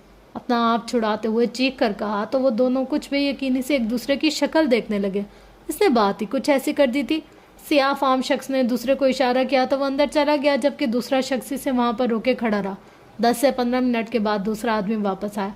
सॉरी, वो इस वक्त मसरूफ़ है, किसी से नहीं मिल सकती, जवाब दिया गया। वो किसी नहीं, इनका बेटा था। आवाज़ बाज गश्त बनकर इसके अंदर गूंजी। नाके से अंदर कुछ टूटा। आरजू जहांगीर से इसे कोई उम्मीद खुशगमानी ना थी। फिर भी दुख पहुंचा। आंखों में नमी के साथ ही एकदम से सुर्खी फैली। पिछले कई महीनों से आरजू हारून से मिलने की कोशिश कर रही है। तुम्हारा क्या ख्याल है, किस लिए, इसे अब क्या चाहिए? इस्तेमा मुश्किल सांस लेते हाथ उठाया और रुक गया। मुझसे मिलने आएगी तो मैं तुम्हारा दर्द सर्टिफिकेट इसे दिखाऊंगा। कब्र पर जाना चाहेगी तो वो भी तैयार है। गहरी सांस लेकर वो पीछे हटा, दाएं जानिब कदम उठाता गया। दर्द होता गया। तुम्हारा क्या ख्याल है, इसने हारून से तलाक लेने के लिए मुझसे कितने पैसे लिए होंगे? वो यहाँ करने क्या आया है? अपने अंदर के शोर से जिद होकर तंग आकर खुद को झंझोड़ डाला। आरजू जहांगीर, आजम शिराजी, जब से सुर्ख पड़ता चेहरा, इश्तियाल में आता वजूद। तुमने इसके बेटे को देखा है? किसके बेटे को? आरजू जहांगीर के बेटे को। कदमों की हरकत थम गई, झटके से रुक गया। गर्दन मोड़कर देखा। गाड़ी पार्क करके 2 लड़कियां बाहर निकली थी। दोनों का रुख सामने बैरूनी गेट की तरफ था। मैंने सुना तो था बेटा पैदा हुआ है। आरजू जहांगीर इसके बारे में कोई बात नहीं करती, मीडिया पर भी नहीं, नाम भी नहीं बताया, खबर भी नहीं दी। सुना है इसके शौहर को ये सब पसंद नहीं, इसलिए वो अपनी प्राइवेट लाइफ बिल्कुल प्राइवेट रखना चाहती है। तुमने इसके बेटे को कहाँ देखा है? आवाज़ें मध्यम हो गई। इसका जहन माउफ था, आंखों में बेयकीनी ठहरी थी। अंगारों जैसी तपिश वजूद में उतरने लगी। अकब में सियाह गाड़ी के ब्रेक एकदम से चरचराए। ड्राइविंग सीट पर राहिम बैठा था। पैसेंजर सीट से हैदर बाहर निकला। 2 साथी और भी थे, आजम शिराजी के कारिंदे, जिन्हें कब्र तक पीछा करने का हुक्म था। इसका गुस्सा एकदम से उदाया। लेट गो ऑफ मी, मुझे छोड़ दो। इसे ज़बरदस्ती खींच खांच कर इसके हद दर्जा मुज़ाहमत और एहतजाज को किसी सूरत खातिर में ना लाते हुए अपने साथ ले गए। वो गाड़ी में अकबी नशिस्त पर 2 मुश्तंडों के दरमियान फंसा बैठा था। सीने पर बाजू बंधे हुए थे, आंखों में इश्तियाल से सुर्खी हो रही थी, नाक से खून बह रहा था, जिसे आस्तीन से इसने एक बार फिर साफ किया। राहम गुनगुनाते हुए ड्राइविंग कर रहा था, जबकि हैदर अपने छोटे साहब के मुंह से एक अदद घूंसा रसीद करने पर बहुत बुरी तरह से पछता रहा था। माजरत भी कर रहा था, परेशान भी हो रहा था। जिस तरह इसने हमें ख्वार किया, इस हिसाब से ही टोटली ये डिजर्व करता था। स्टीयरिंग व्हील पर गिरफ्त जमाए राहम ने इसे तसल्ली दी। डोंट वरी आजम साहब, कुछ नहीं कहेंगे। उन्होंने कहा था लड़के को खराश भी नहीं आनी चाहिए। आवाज़ को पस्त करके इसने राहिम को बताया। खराश तो वाकई नहीं आई। बैकव्यू मिरर से फारिस को देखते हुए वो महसूस हुआ। He is totally fine. Haider मशीनी और रोबोटिक सा गार्ड था। इसके तासुरात हमेशा एक से रहते थे, मगर पहली बार इसके तासुरात में बेइंतहा फिक्र नजर आ रही थी। इसने बॉक्स से कई टिश्यू निकालकर फारिस की तरफ बढ़ाए, जिसका खून अभी तक नहीं रुका था। आप ठीक है? भारी आवाज़ के साथ पूछा। अपनी शक्ल गुम करो। टिश्यू छपट कर वो गुर्राया। पुष्ट गाड़ी की कमर से टिका कर गर्दन को ऊपर करके टिश्यू नाक पर रखा। इसके पहलू में जो 2 गार्ड्स बैठे थे, उन्होंने हमजो इसके बाजू पर गिरफ्त जमा रखी थी। राहिम का हुक्म था। इसे अंदाज़ा था कि ज़रा सी आज़ादी मिली तो वो सबसे पहले इस पर झपटेगा। गाड़ी कंट्रोल से बाहर हुई तो सबके सब एक्सीडेंट में मारे जाएंगे। अब इसे परवाह नहीं थी तो क्या हुआ, बाकी सब तो जिंदा ही रहना चाहते थे। एडिनबर्ग से लंदन तक 7 घंटों का सफ़र था। राहिम और हैदर बारी बारी गाड़ी ड्राइव करते रहे। सुबह के 7 बजे वो लंदन पहुंचे। बेगोनिया हाउस के बजाय वो इसे किसी और जगह ले गए। एक तवील इमारत की गालबन कोई 13वीं मंजिल थी। तारीकियों में घिरा हुआ एक पूरा अपार्टमेंट था। उन्होंने इसे एक कमरे में बंद कर दिया। आजम शिराजी को भी इतला पहुंचा दी गई। वो इसे ले आए थे। एन मौके पर पहुंच गए। बचत हो गई थी। इसकी मुलाकात आरजू जहांगीर या इसके शौहर में से किसी के साथ भी नहीं हो सकी। राहम बाहर खड़ा फ़ोन पर बात कर रहा था और अंदर वो फर्श पर 2 जानों बैठा था, घुटनों पर बाजू रखे, कमरे की खामोशी में अपने अंदर के वहशतनाक शोर को सुनता हुआ, कटता हुआ। फारिस वैदान ने घर छोड़ दिया था। इसने आरजू जहांगीर से मिलने की कोशिश की थी। आजम शिराजी ने जमीला दाऊद को बताया तो वो सदमे से अपनी जगह बैठी रह गई। समात पर यकीन नहीं आया था। फारिस ऐसा कैसे कर सकता था? वो आरजू जहांगीर से मुतालिक इसके एहसासात से वाकिफ थे, इसकी नफरत से, अजियत से और इंतकामी जज्बात से भी। फारिस ऐसा नहीं कर सकता, इनके लब हिले, मगर वो ऐसा कर चुका है। उन्होंने तफसीलात से आगाह किया तो वो कुछ देर तक बोल ना सकी। परेशानी मजीद बढ़ गई। उन्होंने इसे कहीं कैद कर रखा था। इस ख्याल से दिल को तकलीफ होने लगी। बच्चा है बाबा, ना समझे, माफ़ कर दें, इसे नज़रअंदाज कर दें। वो इसके लिए हद दर्जा फिक्रमंद और परेशान नजर आ रही थी। आजम शिराजी ने मुड़कर अपनी बहू को देखा। अरसा हुआ उन्होंने अब हैरान होना छोड़ दिया था, ये जानते हुए भी कि इसकी वजह से अलीज़ा और हमाद का रिश्ता ख़त्म हुआ। दानिस्ता रुक कर गहरी निगाहों से इन्हें देखने लगी। खुद हकीकत से वाकिफ थे, मगर जमीला दाऊद अभी भी अंधेरे में थी। ऐसे ही बस इन्हें जांचना चाह रहे थे। कैसी मोहब्बत थी इनकी। हमाद और फारिस में कोई फ़र्क नहीं करती थी। मैं अभी तक इस मामले को समझ नहीं पाई तो क्या कह सकती हूँ, लेकिन ये बात कन्फर्म है, फारिस ऐसा नहीं है बाबा। वो तो बिला वजह किसी से बात भी नहीं करता। अफेयर्स चलाना तो दूर की बात है। मुदल्लिल अंदाज अपनाते हुए इन्हें कायल करने की कोशिश की। आप प्लीज़ एक बार खुद इससे बात कर लें, इसकी सुन लें, मुझे यकीन है असल बात कुछ और होगी। वो गहरी सांस लेकर पुश्त पर हाथ बांधे खिड़की से बाहर देखने लगे। तारीकी में दूर कहीं बत्तियां जलती हुई नजर आ रही थी। शीशे पर फिसलते बारिश के कतरों में इनका अक्स झलक रहा था। जानती हो वो आरजू के पास किस लिए गया था? जमीला दाऊद के अंग अंग से बेचैनी और इस्तराब नुमाया होने लगा। वो बात कर रहे थे तो लहजे में अजीब सी चुभन थी, अजियत भरी चुभन। अपनी माँ की तरह हमारी कमजोरी का फ़ायदा उठाना चाह रहा है वो। इससे अंदाज़ा लगा लो तुम वो हमारे लिए कितना ख़तरनाक हो सकता है, और होता भी जा रहा है। वो इंतहाई संजीदगी से बहुत गहरी बात कह गए थे। वो गुस्से में आ गया होगा, दुखी हो जाए तो बहुत जज्बाती हो जाता है। आप प्लीज़ माफ़ कर दे इसे। हो सकता है वो बस मिलने गया हो, माँ है इसकी। इसने सोचा हो कि शायद। वो तज़ब्ज़ुब का शिकार होती हुई रुक गई। कि शायद? उन्होंने गर्दन मोड़कर सवाल किया। वो खामोश हो गई। जिस औरत ने माँ होते हुए इसे छोड़ दिया वो इसके पास कम से कम पनाह लेने के लिए नहीं जा सकता। तुम अभी भी इसकी तरफदारी कर रही हो। इनके लबों पर मुबहम सी मुस्कुराहट उभरी। जमीला ने माजरत ख़्वाहाना अंदाज में सर झुका लिया। वो रुख मोड़कर खिड़की से बाहर देखने लगे। फारिस के साथ अब क्या करना है इसका फैसला हम लंदन जाकर करेंगे। चंद लम्हों के तवक्कुफ के बाद उन्होंने कहा। जमीला दाऊद के दिल को धड़का सा लगा। اپنے سسر کی سزاؤں اور سختیوں سے واقف تھی، وہ جانے اب وہ فارس کے ساتھ کیا کرنے والے تھے۔ ہو سکتا ہے ہمیں ہارون کو بھی بلانا پڑے، انہوں نے کچھ سوچ کر مزید کہا۔ ان کے آخری جملے نے جمیلہ داؤد کو سکتے میں ڈال دیا۔ ایسا پہلی بار ہوا تھا کہ فارس کے کسی معاملے میں وہ ہارون کا ذکر کرے تھے۔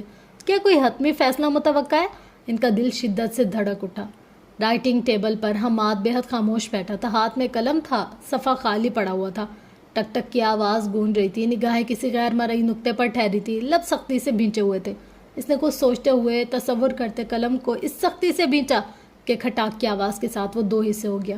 نگاہیں اس تصویر پر ٹھہر گئیں جو سامنے اسٹینڈ پر رکھی تھی، وہ اور علیزے شیرازی۔ منظر واضح تھا، مسکراہٹ اصلی، جذبات حقیقی۔ علیزے شیرازی کے ساتھ اس کے رشتے کی بات ختم ہو چکی تھی۔ اعظم شیرازی نے آج صبح اسے آگاہ کر دیا تھا۔ بے خبر ہوتا تو وجہ دریافت کرتا، باخبر تھا تو چپ رہا۔ غم و غصے کو اندر دبائے آگ میں سلگتا ہوا راکھ ہوتا رہا۔ نگاہیں بار بار اپنی ماں کی طرف اٹھتی رہیں، ان کی پریشانی اس کی سمجھ سے باہر ہوتی رہی۔ گھر کا ماحول عجیب ہو چکا تھا، بڑوں کے درمیان کوئی بات تھی جسے اس سے پوشیدہ رکھا جا رہا تھا، خصوصاً دادا اور اس کی امی۔ دادا اب کسی مسئلے میں الجھے ہوئے تھے، رشتے کی بات ختم کر کے یوں گئے جیسے کچھ ہوا ہی نہ ہو۔ جو اثر اس پر فارس وجدان کی وجہ سے پڑا تھا، اسے سب بے خبر نظر آ رہے تھے۔ اس نے قلم پٹخ دیا، بالوں میں انگلیاں پھنسائے کچھ دیر تک جھکا رہا۔ اتنی جرأت کا مظاہرہ کرنے والے اس ملازم لڑکے کو دادا نے کسی صورت معاف تو نہیں کیا ہوگا، کفالت ختم کر دی ہوگی، وہ سوچ رہا تھا۔ سوچ کر خود کو مطمئن کر رہا تھا۔ اپنے دادا سے وہ اس کے متعلق کوئی بھی بات نہیں کر سکتا تھا، منگنی ختم ہونے کی وجہ اس کے علم میں تھی، وہ اس بات کو ظاہر نہیں کرنا چاہتا تھا۔ اب وہ کمرے میں دائیں بائیں ٹہل رہا تھا، فارس وجدان کی محبت کا اعتراف کرتی آواز بار بار سماع سے ٹکرانے لگی۔ وجود شعلوں میں لپٹ رہا تھا، چہرے پر غیظ ٹھہر گیا تھا۔ یہ دکھ، یہ صدمہ برداشت سے باہر ہونے لگا، یہ توہین حواسوں پر بھاری ہونے لگی۔ علیزے کو اس نے ابھی تک فون نہیں کیا تھا، سوال شکوہ یا کوئی شکایت نہیں کی تھی، جواباً اس نے بھی رابطہ رکھنے کی کوشش نہیں کی۔ اپنے کزن سے علم ہوا تھا کہ وہ پاکستان جا چکی تھی، بتانا بھی ضروری نہیں سمجھا تھا۔ ان کی محبت بھری دوستی ایسے اور اس طرح ختم ہوگی اس کا تو گمان بھی نہ کیا تھا۔ اس کی آنکھوں میں فارس وجدان کا چہرہ ٹھہر گیا۔ وہ ملازم لڑکا اس کے حواسوں پر پوری طرح سے سوار ہونے لگا۔ اتنی مرات اور عنایتوں کی وجہ سمجھ نہیں آ رہی تھی۔ وہ لڑکا لندن میں کیوں تھا، اس کی ملاقات علیزے شیرازی سے کیسے ہو گئی تھی، کیا وجہ تھی کہ اسے اتنی اہمیت دی گئی تھی۔ وہ انہی سوچوں میں گھرا ہوا تھا جب دستک دے کر جمیلہ اندر آ گئی۔ علیزے کے حوالے سے وہ ڈسٹرب نہ ہو، وہ اس بارے میں ہی بات کرنے آئی تھی۔ Mummy I don't want to talk about this. Mummy میں اس کے متعلق کوئی بات نہیں کرنا چاہتا، اس نے واضح لفظوں میں منع کر دیا۔ وہ حیران ہوئی کہ اس نے رشتہ ختم ہونے پر تاحال کوئی اعتراض نہیں اٹھایا تھا، نہ ہی وجہ دریافت کرنے کی کوشش کی تھی۔ حالانکہ وہ ایسی فطرت کا نہیں تھا، علیزہ اس کی پسند تھی، اس رشتے میں 100% اس کی مرضی شامل تھی، مگر اب وہ یوں ہو گیا تھا جیسے یہ رشتہ اس سے متعلق ہو ہی نہ، اس میں اس کی کوئی دلچسپی نہ ہو۔ وہ کچھ دیر تک اس کے پاس بیٹھی رہیں، پھر اٹھ کر چلی گئیں۔ وہ ایک بار پھر کھڑکیوں میں جا کھڑا ہوا، ذہن مختلف سوچوں کی آماج گاہ بنا ہوا تھا، آنکھوں میں شعلے نظر آ رہے تھے۔ وہ گزشتہ 3 دنوں سے اس کمرے میں بند تھا، وقفے وقفے سے حیدر اور راہیم اس سے ملنے آتے رہے، بار بار اس سے بات کرنے کی کوشش کر رہے تھے، سمجھانے کی بھی، مگر وہ کچھ بھی سننے کو تیار نہ تھا۔ او گاڈ، تم ایسے تو نہیں تھے۔ راہیم کو حیرت ہو رہی تھی، اس کا ایک دم سے اشتعال میں آ جانا اور اس طرح سے ریئیکٹ کرنا اس کی سمجھ سے باہر تھا۔ اس کے لیے فارس کی سچویشن نئی تھی، مگر حیدر اسے کافی عرصے سے جانتا تھا۔ اس کی پریشانی بتا رہی تھی کہ اس طرح اشتعال میں وہ پہلے کب بھی نہیں آیا۔ کیا یہ تھپڑ ہی ہے جس کا اس کی ذات پر اتنا گہرا اثر پڑ گیا ہے، یا پھر الزام ایسا ہے کہ برداشت ہی نہیں ہو رہا؟ اب کی بار جب آیا تو کرسی کھینچ کر اس کے سامنے بیٹھ گیا تھا۔ تم وہاں کیوں گئے تھے؟ وہ آرزو جہانگیر سے ملنے گیا تھا، یہ بات اسے بہت حیران کر رہی تھی۔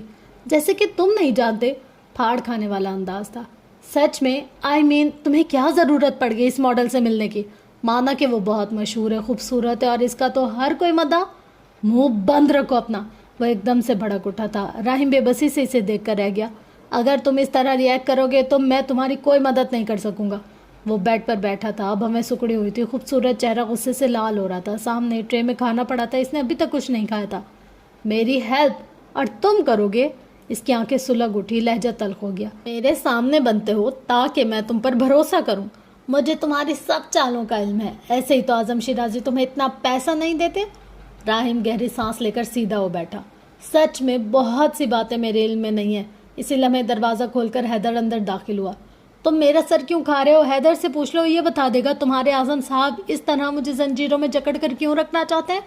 راہم نے ایک دم سے چونک کر حیدر کو دیکھا تھا۔ کنگار کر گلا صاف کرتے اس نے پشت پر ہاتھ باندھ لیے۔ یہ زنجیریں ونجیریں کہاں سے آ گئی؟ کون کہہ دے بھائی؟ راہم نے ہونک پنک کی انتہا کر دی۔ فارغ رخ بدل گیا، وہ ان سے مزید کوئی بات نہیں کرنا چاہتا تھا۔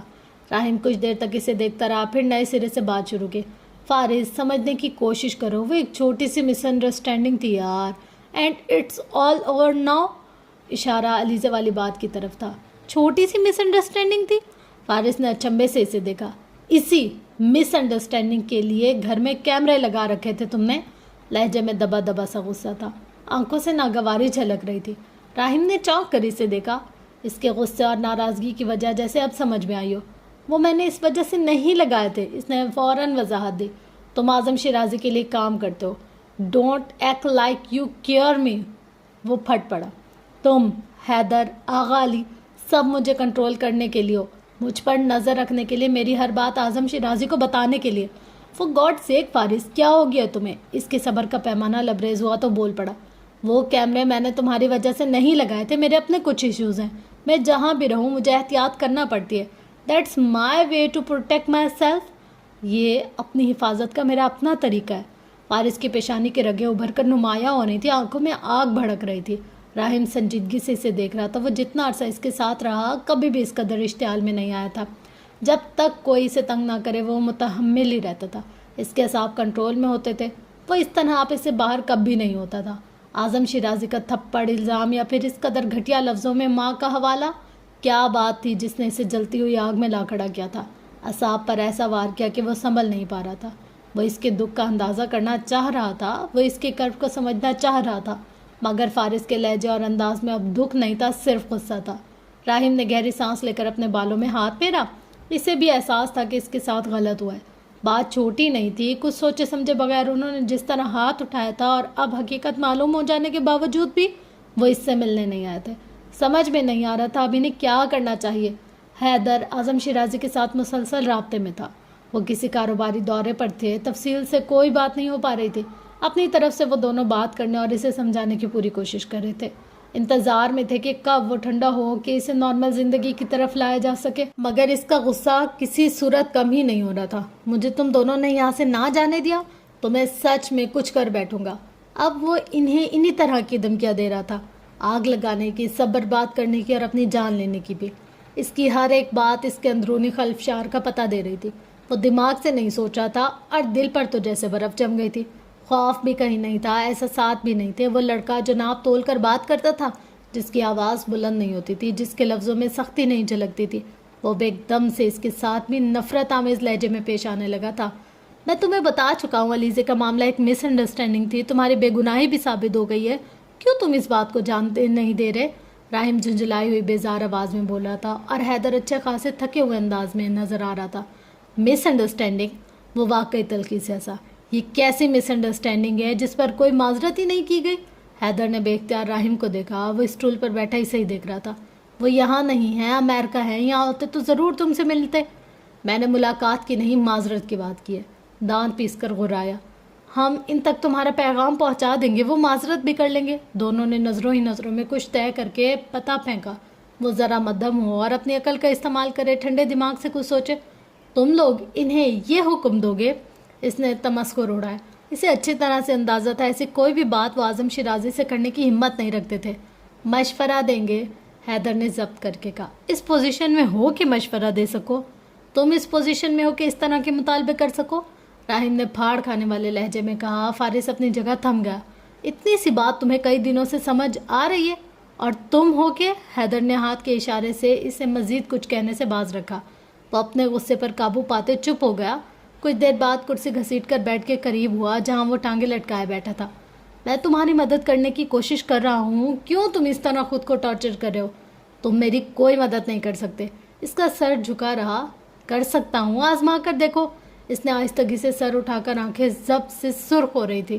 میرے ماں باپ نے مل کر مجھے جان سے مار دیا، اور میرا سگا دادا مجھے دفن کرنے کے بجائے میری لاش کو یہاں وہاں گھسیٹے جا رہے۔ اب مدد کرو میری، کر سکتے ہو تم؟ چیخ کر اس نے جس لہجے اور انداز میں کہا، راہم آفاق صدمے سے گنگ اپنی جگہ بیٹھا رہ گیا۔ اس کا ڈر ختم ہو چکا تھا۔ اب وہ دنیا کے ایک ایک فرد کو بتا سکتا تھا کہ وہ کون تھا، وہ کیا ہو گیا تھا۔ اپنے صاحب سے کہو میں ان سے ملنا چاہتا ہوں۔ اس کا سانس بھاری ہو رہا تھا۔ کل ہر حال میں، ورنہ اس کے بعد جو ہوگا اس کے ذمہ دار وہ خود ہوں گے۔ اس کے لہجے میں ایسی کاٹ تھی کہ اس ایک لمحے کو تو وہ اسے کچھ بھی نہیں کہہ سکے۔ کھڑکیوں سے باہر لندن کا آسمان بہت تاریک ہو رہا تھا۔ نیچے نائٹ لائف مکمل بیدار تھی۔ روشنیوں میں نہایا ہوا شہر زندگی کے شور میں کہیں گم ہو گیا تھا۔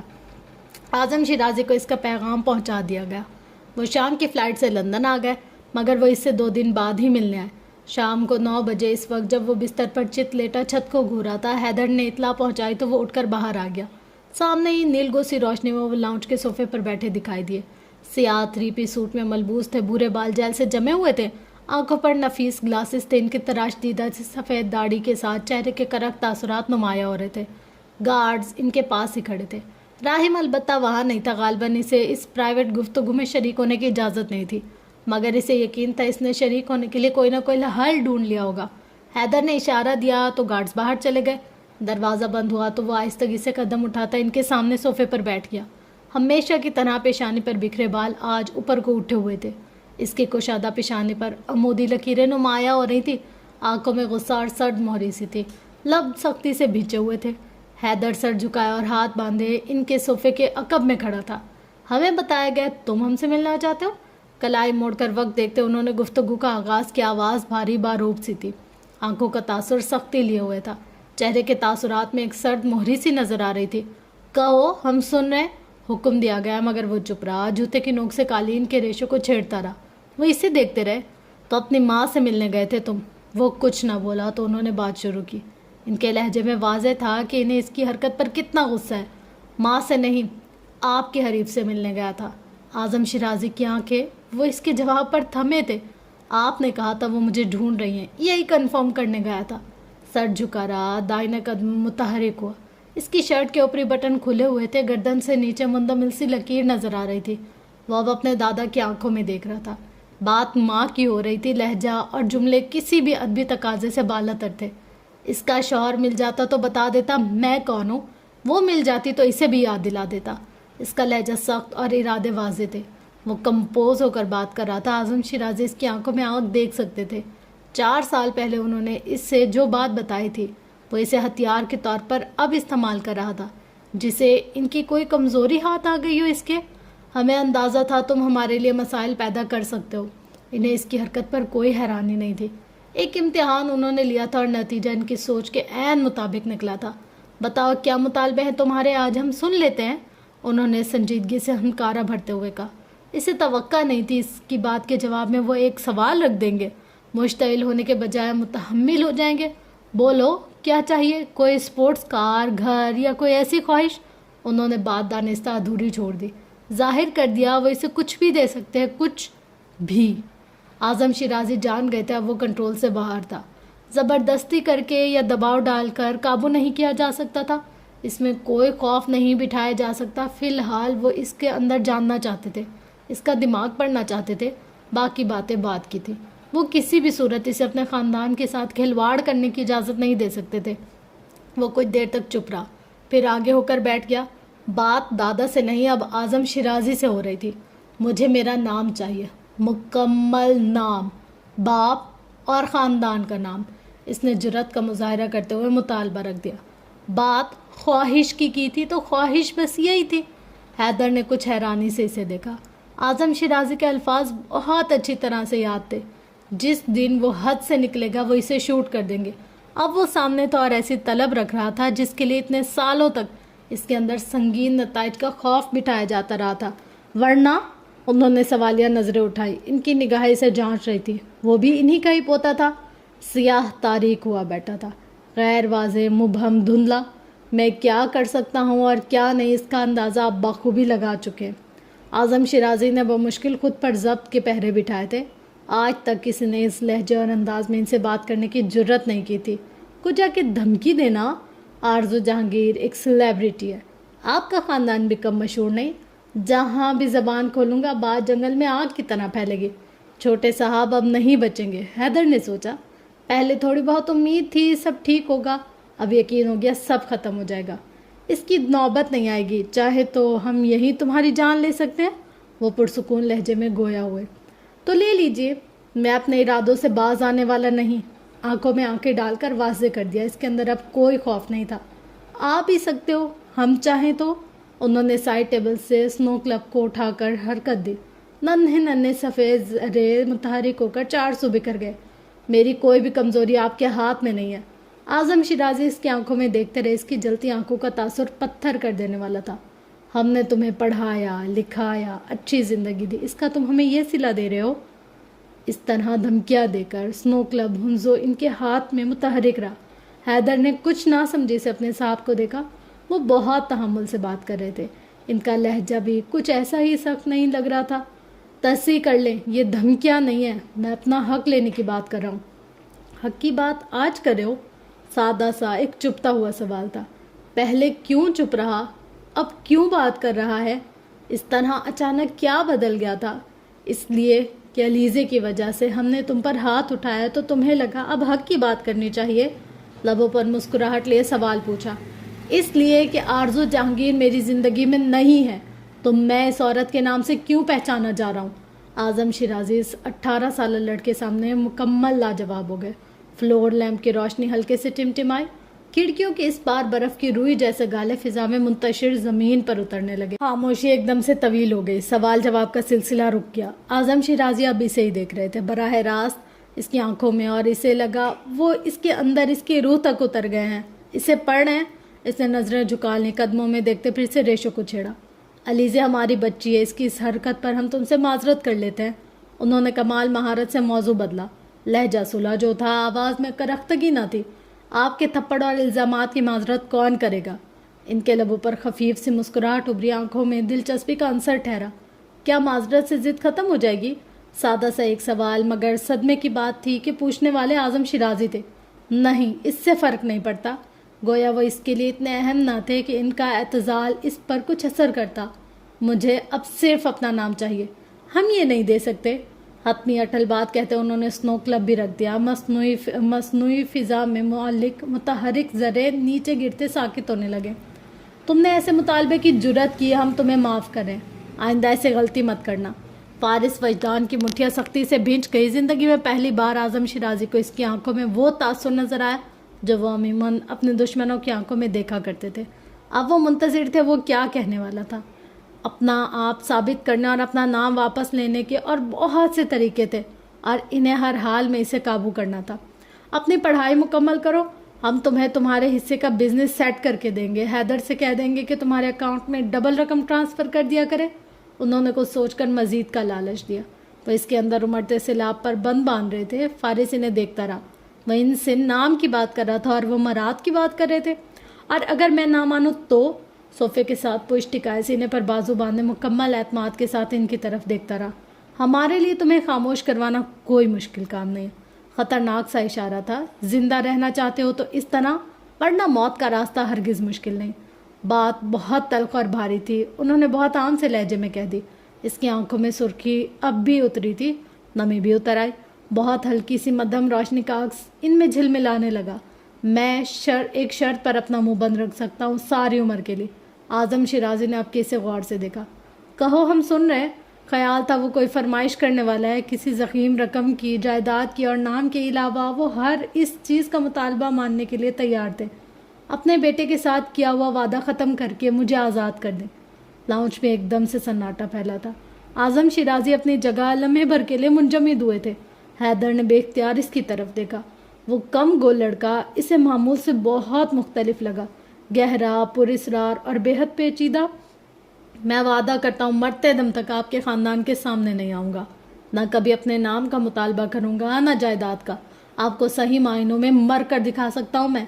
इसने सारा मसला ही ख़त्म कर दिया, बात ही ख़त्म कर दी। गॉड, ये लड़का। लिसनिंग बग के जरिए इनकी सारी गुफ्तगू को सुनते राहिम आफाक ने शशो होकर सर उठाया। वो गाड़ी में बैठा था, कानों में ईयरफोन्स लगा रखे थे। इसके अतराफ में बर्फ़ की धुंध हर सू फैली जा रही थी। शर्त सिर्फ इतनी है कि कोई मुझे कंट्रोल नहीं करेगा, मेरे पीछे नहीं आएगा, मुझ पर नज़र नहीं रखेगा। आज़म शिराजी अभी तक कुछ कह नहीं सके थे। वो इनकी दी हुई आसाइशात छोड़ने की और अपनी ज़िंदगी खुद जीने की बात कर रहा था। इसे इनकी दौलत से कोई हिस्सा नहीं चाहिए था, कोई मरात या रकम भी नहीं।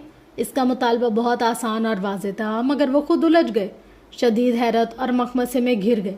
और तुम चाहते हो हम इस भोंडे मजाक पर यकीन कर लें? मजाक नहीं है ये, वो संजीदगी से गोया हुआ मसले का हल है। वो अपनी उम्र से ज़्यादा गहरा लग रहा था। सोच समझकर बहुत मफाहिमत से अपना मुतालबा मन मारा था। हम कैसे यकीन करें? मैं पिछले 15 सालों से चुप हूँ, मैं मज़ीद चुप रह सकता हूँ। वो महज 18 साल का था। इसने अमली ज़िंदगी में अभी कदम नहीं रखा था। यूनिवर्सिटी ज्वाइन किए दूसरा महीना था, पढ़ाई भी मुकम्मल नहीं हुई थी। वो सब कुछ दाव पर लगाकर सिर्फ और सिर्फ इनके तसल्लुत से आज़ाद होने की बात कर रहा था। राहिम कुर्सी से कमर टिकाए सोचों में गर्क हुआ बैठा था। तो क्या इसका घर छोड़ना, एडनबर्ग में जाना और इतने दिनों तक ऐसा रवैया महज एक प्लान का हिस्सा था? वो आज़म शिराजी को इस नुक्ते तक लाना चाहता था जहाँ बैठकर इस मामले को सुलझाकर ख़त्म किया जा सके। बेयकीनी से नफ़े में सर हिलाया, बालों में उंगलियां फंसाएं। वो इसकी जहानत से मुतासिर हुए बिना न रह सका। तुम पर यकीन नहीं किया जा सकता, उन्होंने कतई लहजे में कहा। फिर आपके पास एक ही ऑप्शन बचता है, मुझे कत्ल कर दें। दूसरी हर सूरत में तो मैं लाजमी ज़बान खोलूँगा, चाहे 1000 पहरे बिठा दे, मुझे कोई खौफ नहीं। हाँ, वो मौत से खौफज़दा नहीं था। ये ज़िंदगी इसके लिए जहन्नुम थी। चंद लम्हों तक वो इन्हें ही देखता रहा, फिर वो उठकर कमरे में चला गया। अपना बैग उठाया, मफलर, दस्ताने और फुल कोट पहने बाहर आ गया। अब वो आज़म शिराजी के सामने खड़ा था। मुतालबा वाज़े था, मुकम्मल नाम और पहचान दे या फिर बाहर जाने की इजाज़त। तीसरी सूरत में वो इन्हें किसी बड़े नुकसान से दो चार करने के लिए तैयार था। आज़म शिराजी इसकी आंखों में आग देख सकते थे। इसे जाने दो, उन्होंने गहरी जांचती नज़रों से इसे देखते हुए बिलाखिर हैदर से कहा। इसने वहाँ खड़े खड़े अपना दिल कटता हुआ महसूस किया। दुनिया के हवाले करना आसान था इनके लिए, उन्होंने अपने लिए आसानी चुन ली थी। लॉक खोल दिए गए, रुकावटें हटा दी गईं। वो जैसे इसी इंतज़ार में था, जाने के लिए कदम उठाए, रुक कर मुड़ा कुछ कहने के लिए, फिर इरादा मुलतवी करता दरवाज़ा अबूर कर दिया। साहब, मेरा नहीं ख्याल कि इस तरह जाने दिया जाए, हैदर ने कहा। आप कहें तो मैं इसके पीछे जाऊं? छोड़ दो, कुछ दिनों तक धक्के खाएगा तो खुद ही आ जाएगा, उन्होंने संजीदगी से कहा। जिस तरह की आसाशात इसने देख रखी है, जिस तरह की शाहाना ज़िंदगी इसने गुजार रखी है, इन्हें यकीन था कि वो 4 दिन भी नहीं गुजारेगा और वापस आ जाएगा। उफ, क्या तो एपिसोड है यार। हाय आज़म शिराजी साहब, आपने बड़ा गंदा किया हमारे फारिस के साथ। अल्लाह अल्लाह अल्लाह, मुझे लगता है फारिस सरवाइव कर लेगा। मतलब जब इंसान अपने अंदर की घुटन से तंग आ जाता है ना, फिर उसको ऐसी भी अच्छा नहीं लगता। और फारिस के साथ कुछ इसी ही तरह का मामला और मसला पेश आया हुआ है कि वो अपने घर के माहौल से, लोगों से, दुनिया से इतना थक गया। वो कहता है यार, अगर मुझे बाहर जाकर रोड पर भी सोना पड़े तो मैं सोने के लिए तैयार हूँ, मगर मुझे इस माहौल में नहीं रहना। मुझे लगता है ये कहीं गैंगस्टर ना बन जाए। आसार जो लग रहे हैं ना मुझे, मार कुटाई, और ये जो बैकग्राउंड बनाया ना राइटर ने, मुझे ऐसा लगता है कि ये आगे जाके गुंडा बनेगा, फिर गुंडा और ज़्यादा गुंडा, फिर बड़ा गुंडा, पहले छोटा गुंडा बनेगा, फिर बड़ा, फिर बड़ा, फिर बड़ा, फिर उससे बड़ा गैंगस्टर बन जाएगा। आई थिंक सो, पता नहीं, लेकिन मुझे ये लगता है कि ये पढ़ेगा भी ज़रूर, अपना कैरियर बनाएगा। और वैसे ना इसने जो हॉस्टल की लाइफ जी थी, मतलब जब ये हॉस्टल में रहा था तब बताया था कि यार ये अपने जो सेल्फ है उस पर बहुत ज़्यादा टाइम दे रहा था, कि ये बॉक्सिंग भी कर रहा था, ये एक्स्ट्रा करिकुलर एक्टिविटीज़ भी कर रहा था, ये स्टडी पर भी फोकस कर रहा था। बहुत अच्छा ज़हीन बच्चा था। उस हिसाब से मुझे लगता है कि यार ये सरवाइव कर लेगा, ये बच्चा कर लेगा। ये बच्चा कर लेगा यार। बस अब देखते हैं कि आगे क्या होता है, और इस देखने के लिए आपको नेक्स्ट एपिसोड तक वेट करना होगा। और इंशाल्लाह कोशिश करूँगी कि आज के दिन आपके साथ नेक्स्ट एपिसोड भी शेयर कर लूँ। अभी बज रहे हैं रात के 1:41, और हम अभी 2 एपिसोड इंशाल्लाह मज़ीद पढ़ेंगे तकरीबन 5 बजे तक, फिर ना हम लोग सोएंगे। चले अभी जल्दी जल्दी मैं स्टार्ट करती हूँ, क्योंकि रात में ना इतना मज़ा आता है पढ़ने का, बस मुझे नींद बहुत आती है। और अभी भी मुझे ऐसे लग रहा है यार नींद से आंखें टम टम टम टम बंद होने वाली है, पर मैं नहीं सोऊंगी। मैंने बहुत बड़ा सारा मग भी पी लिया है चाय का, फिर भी ऐसा है कि नींद आती ही जा रही है बीच बीच में से। अब मैं एक और स्ट्रॉन्ग कॉफ़ी पीती हूँ और उसके बाद फिर पढ़ना स्टार्ट करती हूँ। तो तब तक के लिए आप लोग अपना गिरदोनवा अहल-ओ-याल का बहुत ज़्यादा ख्याल रखिएगा और मुझे अपनी दुआ में बहुत ज़्यादा याद रखिएगा। लव यू ऑल, अल्लाह हाफिज़।